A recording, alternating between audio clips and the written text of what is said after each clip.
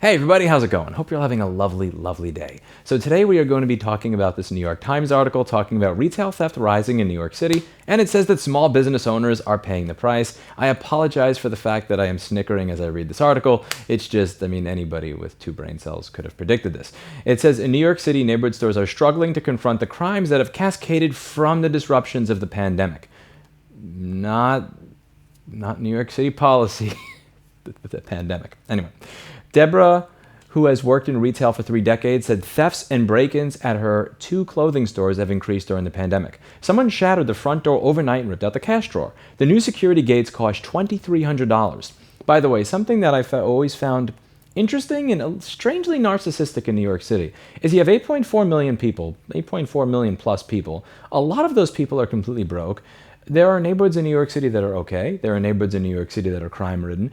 But the one thing I always found strange is that you know that there's this melding pot of all these different people, of all these different socioeconomic statuses. So when you have a store where you have $5,000 or $10,000 items in the window, they just have a piece of glass and no gate and just have it on display all the time, it always seemed really weird. It seemed like you're kind of tempting fate.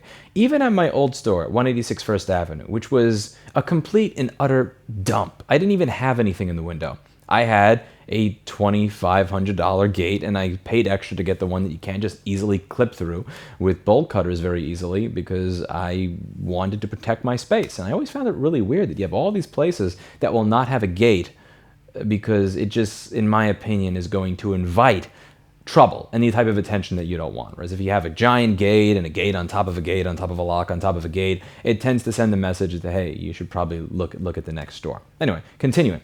The streets became quieter after 4 neighboring businesses closed permanently during the pandemic, emboldening shoplifters. 2 security guards quit. For Deborah, who has worked in retail for 3 decades, keeping her clothing store open in Manhattan's Flatiron neighborhood has never felt so exhausting. As small businesses, we are getting creamed right now in so many ways, she said. I might as well leave my store open and say, help yourselves. Her shops are among businesses in New York City grappling with the rise in crimes that have cascaded from the disruptions of the last 2 years. Very interesting how they're not being very specific as to who, what, and why. But anyway, the pandemic exacerbated job losses, mental illness, and drug abuse, which law enforcement officials and business owners say has contributed to increasingly brazen behavior from people walking into neighborhood stores, from shoplifting to assaults. The debate over the underlying causes is also focused on New York's bail laws, on a police force distracted by a spike in shootings, and on online marketplaces where organized retail crews can easily sell stolen goods. Okay, this is the kind of stuff that just pisses me off. You know, when they say in online marketplaces where people can easily sell stolen goods. You see how they're focusing on that, and you see how many websites are framing it that way. And when they frame it that way, that tends to imply that what's going to happen is more attempts to regulate online marketplaces for all people, even law-abiding citizens, simply because we can't actually go after the real criminals, because God forbid we do that. When they said New York's bail laws, that is a topic that, I am sympathetic to. The whole concept in the United States of America is you are innocent until proven guilty. Innocent until proven guilty. Not innocent until proven guilty unless you're poor, in which case it doesn't even matter if you are innocent. We're just going to toss you in jail. I understand the concept behind bail reform. I understand the idea that if you are innocent and you actually didn't do anything wrong, that you should be, again, you shouldn't simply be tossed into jail just because you're broke. That's understandable. Unfortunately, the rubber then hits the road with reality when if you have somebody that you know, that the police know have committed something that's some sort of horrible, heinous act and everybody saw it, and they find the person, you really do want to keep that person behind bars until they go to prison. I understand the balancing act there, and while I am very, very sympathetic to that idea, innocent until proven guilty, the bail reform stuff does not appear to really be doing a good job here. And I also have gone over on this channel some of what the new district attorney is doing. There was a CNN piece over here. Manhattan district attorney announces he wouldn't prosecute certain crimes, and all they talked about here was not prosecuting things like, you know, smoking marijuana or possession and stuff like that, and prostitution. But we did a 1-hour deep dive into the actual memo because God knows you can't actually trust CNN for anything on this. The actual memo itself was quite damning, and I went over it in this 1-hour long video where we actually read the memo and looked up what everything meant. Now recently, if you've been following the news, you'll know that we have a new district attorney in New York City. That is Alvin Bragg. CNN did an article on his new memo about not prosecuting certain crimes, in that, in the CNN article, they just said, oh yeah, they're just not going to be prosecuting marijuana crimes the same way, prostitution, stuff that most of America can agree on. You probably shouldn't be in prison because you decided to smoke a joint. However, if you read the actual memo, rather than trust CNN, which is what I think you should do, you'll see that they were making things like first-degree robbery a petty misdemeanor. And I went over that in this video that I'll link down below. This video is 1 hour long. We read through the entire memo. We look up the specific terms and statutes cited and used in the memo, and it's clear as day. Again, first-degree robbery, petty misdemeanor. I did not vote for that. I'll leave it at that. Last year, complaints of retail theft were about 16% higher than in 2019, according to the New York Police Department. But arrest rates have dropped, with about 28% of the complaints resulting in arrests last year, compared with 48.5% in 2019. An index of major crimes, including murders and felony assaults, was up 7.5% in the same period, but still lower last year than in 2015. Though New York remains one of the safest large cities in America, a poll released this month by Quinnipiac University found that 74% of its voters believe crime is a very serious problem. Now, there are two schools of thought here. When I watch more progressive YouTube channels, they tend to believe that people believe it's a problem because they are constantly propagandized about this by the news. Fair enough. Now, depending on what news channel you watch, the news is probably going to make you feel afraid of something, but usually the news is there to make you feel scared of something. At least that's what it's felt like for the past 2 to 4 years. What channel you watch is going to determine what it is you fear or hate, but that seems to be the idea of it. But there is also something else, which is that many people may witness crime but simply not report it because they think it's ridiculous. For instance, when somebody took my bag, I was away, they literally took it on camera where it was clearly visible, and they had paid with a credit card. This should have been an open and shut case. Most people said I was an idiot for reporting it to the police, but the reason I report these things is because I don't want them to be able to lie in the statistics and say that it's so safe. It wasn't like, somebody held me at gunpoint. I forgot my bag there, and by the time I went back, somebody claimed it was theirs and took it.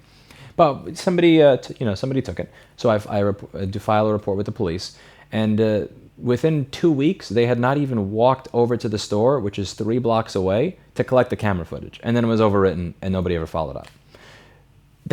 So a lot of people don't report things to the police because they genuinely believe it is a complete and utter waste of their time. So there is a lot of crime out there that may simply go unreported, which is why you can have that disconnect where the statistic says safest city in America, but simultaneously 74% of voters think it's a problem. Now, which is it? Is it that people are simply not reporting crime but they know it exists? Or is it that they're propagandized by the news? Or is it a little bit of both? I think personally it's a little bit of both. But be very, very wary of statistics when it comes to these things, and always be willing to kind of spend some time in an area to kind of understand the feel of it before you blindly believe such statistics. Because if you ask most people in New York City, they will tell you that reporting all different types of crime is fundamentally a waste of their time, and they will not do it unless you're crazy like me and you're simply doing it based on principle. Safety worries could influence the willingness of commuters to go to work, whether that workplace is an investment bank or a bodega. Some small businesses are closing earlier at night because workers are afraid to stay late. Admittedly, this is not something that I've ever felt. I've seen Steve stay at work until 10 or 11 o'clock. Admittedly, I usually yell at him for this. He does have a wife and a kitty to get home to, and he should spend time with his kitty rather than with all these damn clicking hard drives. But, even I've stayed at work until 1 in the morning. I have done that in the past. Many of my live streams where I'm doing board repairs were until 1 or 2 in the morning, and every now and then sometimes when I'm in New York City, I will stay in the office, not very often anymore, but I've had no problem being there at 1 in the morning. I've never felt any weirder about it than I did at any other point in my life. Now, there are people that are not used to big city environments that say, I can't believe you feel safe in Manhattan at 1 in the morning walking around or whatever. I don't know. Again, maybe you're right. Maybe I am crazy, but I'm the same crazy now that I was 5 or 10 years ago. I feel no different now walking around at 1 in the morning than I did when I was, again, 10 years ago running my store.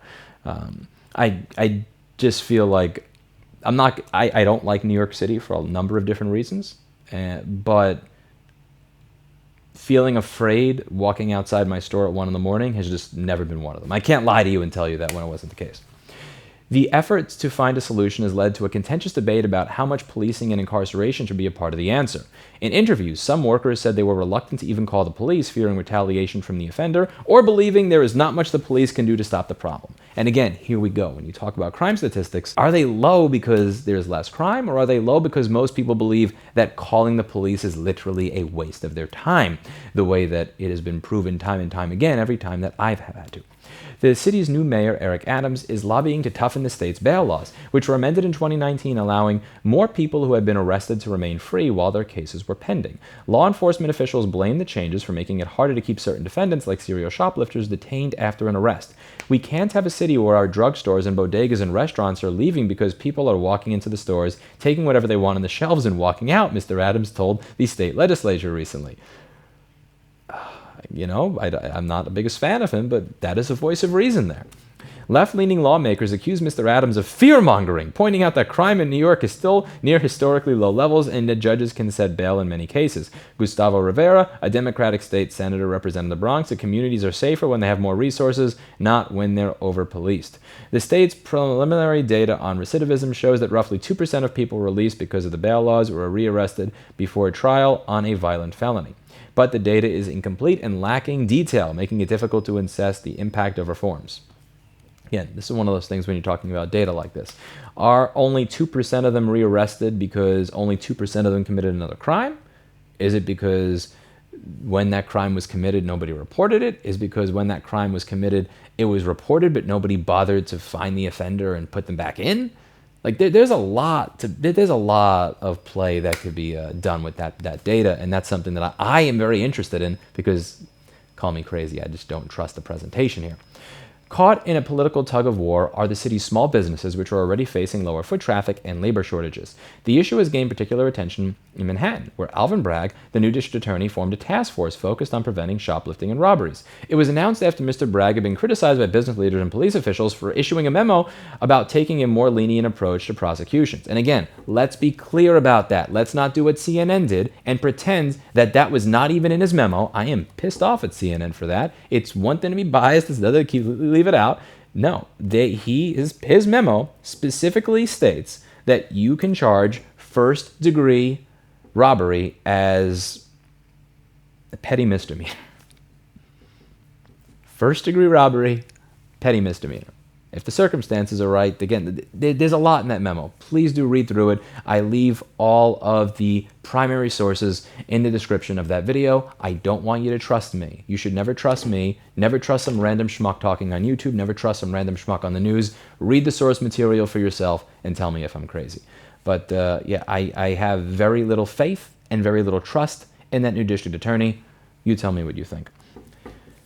In Manhattan, home to the largest share of the city's jobs, neighborhoods struggling the most include those that relied on commuters before the pandemic and those that have a large concentration of drug treatment centers, according to interviews with small business workers. At some chain drugstores, even low-priced items are behind locked cases. Business owners say that the risk of physical injury and the modest value of stolen goods often make it not worth trying to stop shoplifting. The police department said one reason the arrest rate had dropped for retail thefts was because there was more stealing at stores without security guards who were willing to detain shoplifters. So here, again, when we're talking about safe city, when we're talking about everything else, to be clear, I have never felt threatened staying at work until 1 a.m. in a store filled with Apple products. I have never felt threatened leaving that store at 1 a.m. Maybe it's just, I don't know if it's because I'm hardened. I don't think that's the case at all. I'm kind of short and a weird-looking nerd. Or I think it's just, maybe it's because I'm used to it, whatever it is. But when it comes to the crime statistics, is the crime reporting lower because it's actually lower? Or is it because the security guards are like, you know what, I give up. This is not even worth calling the police over. Screw that. And it's something that I think is really important to keep in mind when you see somebody with a little graph talking about crime going down, down, down. Why is that? Because you're talking about, again, what they know, the information they have. And why is that the information that they have? During the pandemic, organized crews nationwide also increasingly targeted retailers stealing large quantities of merchandise to resell online. Shoplifting, a long-standing issue for small businesses, took on a more unpredictable form in the last year, according to Joseph Lorenzo, the owner of Maxon Shoes, a store that has been in Washington Heights for 45 years. He said more people have walked into his shop who appear to be on drugs or mentally unstable. The fear and unpredictability of these guys turning violent is what scares us the most, Mr. Lorenzo said. With police officials focused on stemming increased gun violence, many small business owners feel they are left to fend for themselves. Last summer, a man walked into the Monkey Cup, a Venezuelan cafe in Harlem, demanding free coffee, according to Laura Leonardi, a co-owner. After receiving one, he began arguing with Miss Leonardi's husband and punched him in the face, video footage showed. The man then punched Miss Leonardi after she left from the counter. He fled before the police arrived. In November, a different man walked in naked while the child was in the shop, refusing to leave. He came back 2 months later and smashed a stool to pieces. 2 weeks ago, the man walked in again repeatedly until a barista pointed him out to a police officer who happened to be in the cafe. The man was arrested, a scene that Miss Leonardi described as horrible in every way. I am conflicted, she said. To send him to jail, you maybe transform him into something worse. True. But what do you do? The treatment centers that we have here are clearly not doing an adequate job at that. The aftermath of a robbery can be a financial burden for small businesses, even when the amount stolen is small. Julia LaRocque was working at Blue Marble Ice Cream, an ice cream shop on the Upper West Side, in November when a man showed up twice in 3 days, claiming to have a gun and demanding money. He took a total of $32, each time the shop closed for the day as police swept for fingerprints and interviewed employees. The suspect, Joshua Tirado, was arrested and a judge released him without bail on November 11th. He came back to the store a few days later. Although he just looked around and left, Miss LaRocque felt targeted and quit. You don't know how a situation will escalate, said Miss LaRocque, who now works at a startup to advertise his artwork.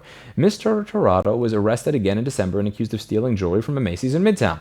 Prosecutors wanted supervised release, which would have freed him without bail, but with check-ins and potential referral to social services, according to Manhattan District Attorney's Office, which I'm confident will stop him from doing it again. A judge disagreed with the prosecutor's request, setting $15,000 in bail. We have a judge that is sane. But Mr. Tirado was released within a week without any supervision when prosecutors failed to produce the documents required to keep him in jail. New York City at work. A spokesman for the Legal Aid Society, which is representing Mr. Tirado, said his case underscores the need for more comprehensive services.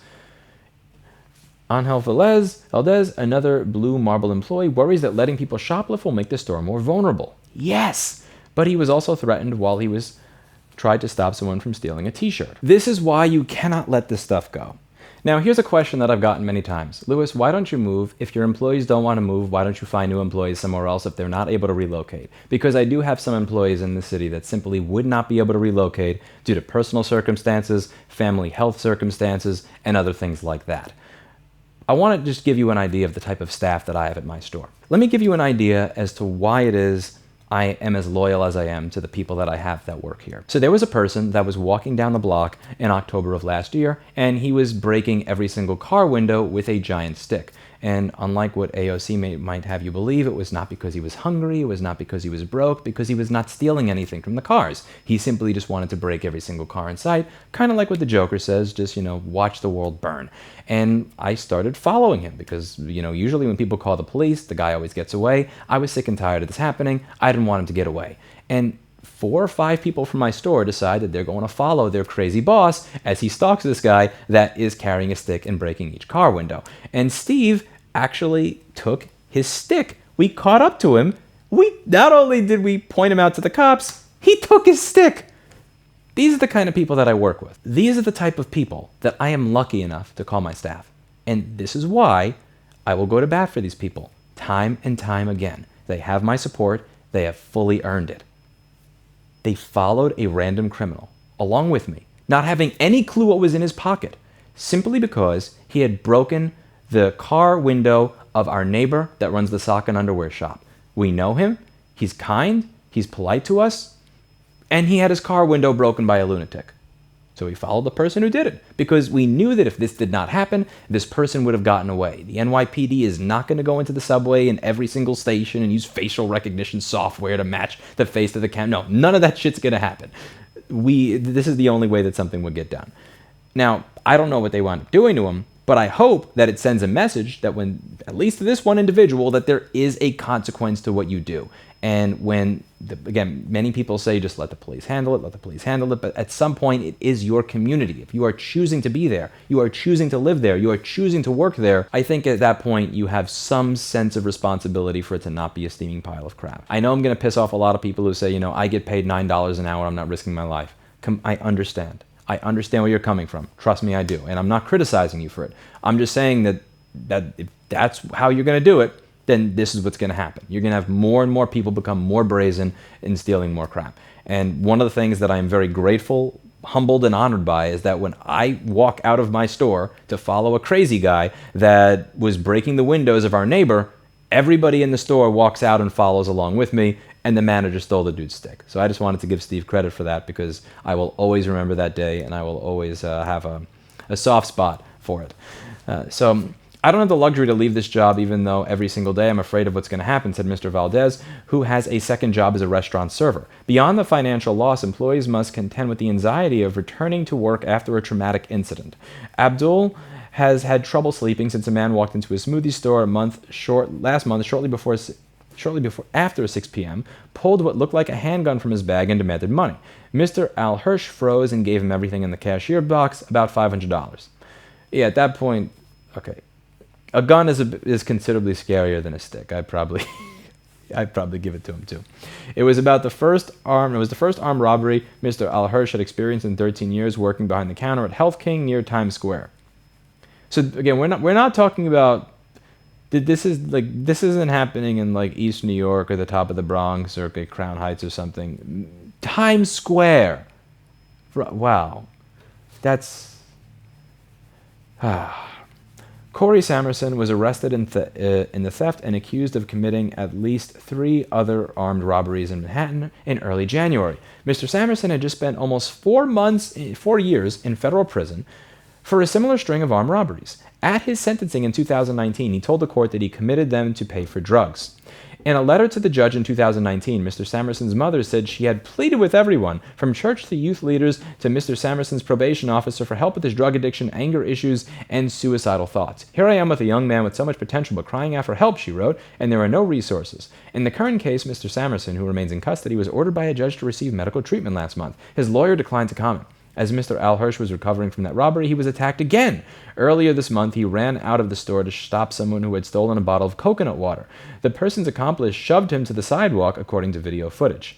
It was about 9 p.m. and no one was around to help. Mr. Al Hirsch stood up in a daze, hands bleeding, and walked back into the store. And honestly, I respect him for that. Again, he got pushed, he didn't get his stuff, but he stood up for his store. Good for him. Seriously, good for him. If people don't do this, this will keep happening. And I know people don't want to hear that. I know people would just want to say, just let the police do their job, let the police do their job. But a lot of people in New York don't want the police to do their job. In fact, if I'm accurately reading what a lot of the signs people were carrying said in 2020, they don't want the police there at all. And the funny thing is, when you read the comments here, God bless the New York Times for not deleting the comments. God bless the New York Times for not deleting the comments. First comment: cute article. Would have been a lot better if this paper listened to those of us who told them this is 100% going to happen when they supported the loons in Albany who did away with bail for most crimes. Oh, thieves are people too, It's really not their fault for stealing. We just have to let them do what they will do. Perhaps one day they'll stop behaving like this. We can't stop giving up on hope. By the way, I just became a vegan and I feel great. My attitude about everything just instantly changed. I'm sure thieves would stop stealing if they just gave veganism a chance. You have to learn Esperanto to become a vegan. And those lessons are costly, but I'd be willing to teach people what I know. It's all about sharing and eating healthy. Oh, again, hey, listen, they left the comments there. You got to give them credit for that. Let me know what you think in the comments down below. Again, I haven't had to deal with any store robberies. I haven't had to deal with any armed robberies or anything like that. If they'd be pretty stupid because, say hi, you're on 8-megapixel camera that gets uploaded to the cloud. But I haven't had to deal with any of this, luckily. I have never felt weird leaving my store at 1 in the morning, but there is clearly an issue. There is an issue. Like, again, I'm not going to lie to you and tell you I feel afraid when I don't feel afraid. When I visit New York City, I do not feel any fear at all when I walk around, even if it is at 1 in the morning. And at one point, maybe I'll stop by and actually do a live stream with all of you so you can see. And you can decide for yourself whether or not you would be afraid walking through the areas that I walk through or ride my bike through. But that doesn't mean that this is not happening. And it doesn't mean that there aren't very clear-cut and obvious reasons as to why this is happening that could be avoided if people would just focus a bit more on the reality and less on the rhetoric. Let me know what you think in the comments down below. That's it for today. And as always, I hope you learned something. I'll see you all in the next video. Bye now.